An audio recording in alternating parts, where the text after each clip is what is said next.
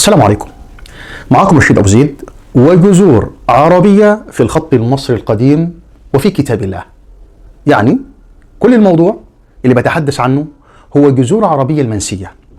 طيب ايه اللي معايا في الفيديو ده؟ معايا كان. ما معنى كان؟ كان وأخواتها. كان فعل ماضي ناقص باين تقريبا حاجة زي كده. ماليش دعوة بالكلام ده. أنا بتعامل بجذور عربية، ببحث عن المعنى الحقيقي للمسمى أو للمنطوق أو المخرج الصوتي اللي معاي. ببحث عن معناه الحقيقي من خلال جذور عربية، وباخد المعنى وبطبقه في موضع الحق أو في مقام الحق اللي هو فين؟ في كتاب الله. إن طلع مظبوط أو مناسب أو متفق مع المقام الحدث تمام، إن طلع مختلف ننساه. فأنا هطرح عليك المعنى، هطرح عليكم المعنى، ولكم أن تختاروا. أنت حر فيما تختار، لك عقل واعي يدرك ويميز ويفهم ويفرق بين حق وباطل، صحيح وخاطئ. تمام؟ طيب كيف تكتب كان في الخط المصري القديم؟ من خلال الخط المصري القديم، ويا ترى يبقى ايه معناها؟ كان في الخط العربي ده كده، بس ما بديكش اي بيان عنها. يقول العلماء بيقول لك ايه عنها؟ ان كان بفعل ماضي، يعني وكان الله عليما حكيما، يعني ربنا كان. وتبدأ الفلسفة يغلفوا الموضوع عشان يداروا على المصيبة اللي عملوها. معلش عذرا. تعالوا نشوف كان ازاي بتكتب. كان عندي هي كا والنا، جذرين مع بعض. الكا بتكتب كده في الخط المصري القديم، زرعين في حالة، في وضعية زي وضعية الدعاء كده، وتحتيهم تحتيها العلامة دي. ليه؟ دي اسمها التميز، ان دي بتعبر عن المعنى اللي هيتقال دلوقتي. كا وبتنطق ايه؟ كا بتنطق كا. ايه يعني كا؟ دي اسمها خصوصية، شخصية ذات خصوصية، وفي القاموس معناها personality، يعني شخصية ذات خصوصية. يعني هنا بتحدث عن ايه؟ عن خصوصية أداء.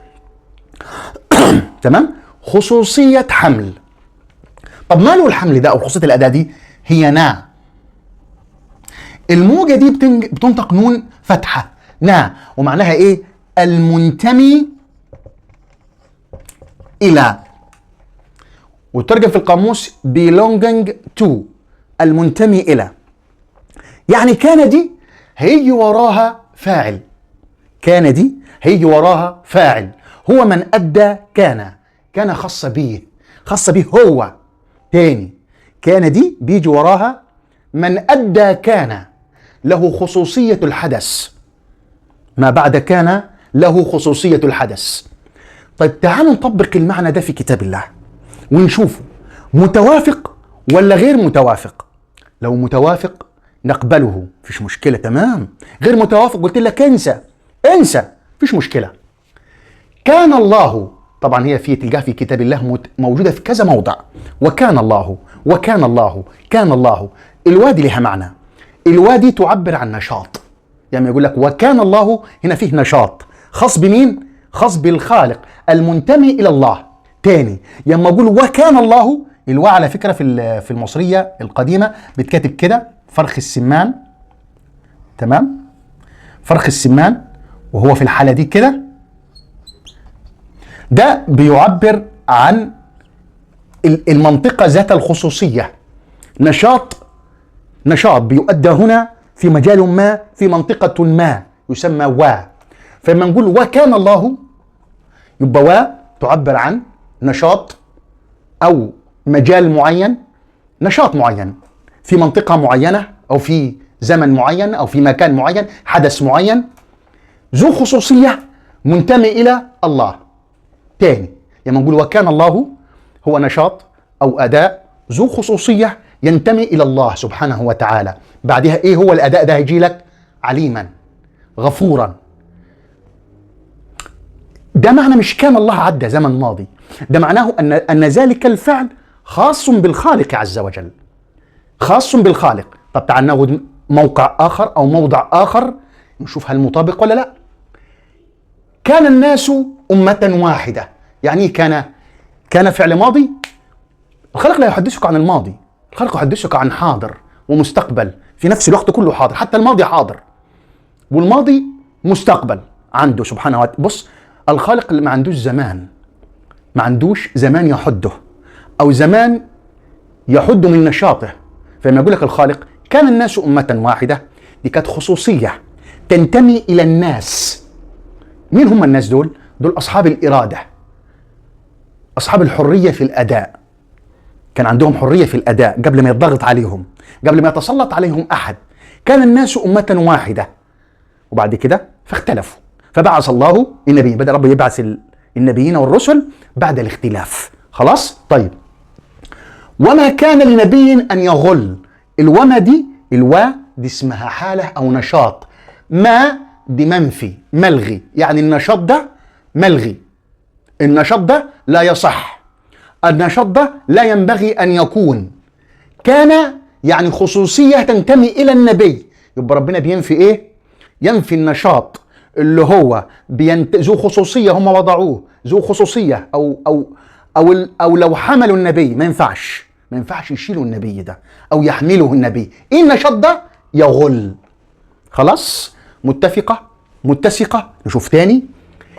إن كان له ولد، دي في المواريث، آية المواريث. وبرضه هنكمل في الآية تاني. فإن كان له إخوة، ناخد إن كان له ولد. كان دي عايدة، كان دي مالها؟ كان يبقى دي خصوصية منتمية إلى الشخص ده اللي له ولد، يبقى خصوصية منتمية له. ولد ولده، خصوصية تنتمي له، خصوصية تنتمي له. كان له خصوصية تنتمي له. فإن كان له إخوة، يبقى خصوصية تنتمي له وهي الإخوة. متفقة غير مختلفة. طب نشوف تاني. وكان الإنسان قتورا، هو الإنسان زمن وعدى. ربنا بيقول لك دي اسمها حالة، كان كخصوصية، وإنها منتمية إلى الإنسان، يبقى حالة خصوصية أو نشاط، خصوصية منتمي للإنسان. وقتورة أنا شرحتها في فيديو قبل كده، وقلنا أن القتورة دي معناها أن الإنسان يحتاج دائما. نشاط الإنسان في احتياج دائم. نشاط الإنسان، أنت كإنسان في نشاطك دايما تحتاج لطاقة. المهم ده مش مجالنا، أنا شرحت قتورة قبل كده فيديو تاني. يبقى هنا أنا فصلت لك بفضل من الخالق معنى كان، في يكون، في كونوا، في كنتم. طب هذه المعنى هيبقى واحد؟ لا، في كل مرة المعنى هيختلف. كونوا دي حالة تاني لها وقتها، وهجيبها كده منفردة، وهبدأ أشرحها بتفصيل بفضل من الخالق عز وجل من خلال جذور عربية، عشان ندرك الحقيقة كاملة ويتضح لنا النهار وتختفي الظلمات، يختفي الليل. عندما تدرك يصبح لك نهار، عندما تجهل يأتي عليك الليل. هذا والله أعلى وأعلم، والسلام عليكم ورحمة الله